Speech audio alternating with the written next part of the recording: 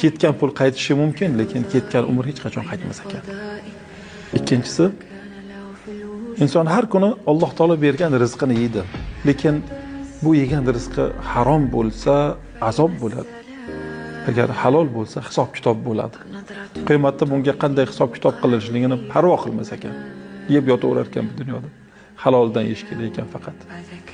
Uchinchisi, inson har kuni bu dunyodan bir kunlik uzoqlashar ekan, oxiratga bir kunlik yaqinlashar ekan.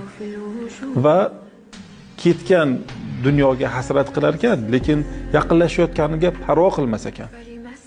Vaholanki yaqinlashib bir kuni bitib o'lgandan keyin rohatda bo'ladimi, azobda bo'ladimi, buni ham parvo qilmas ekan.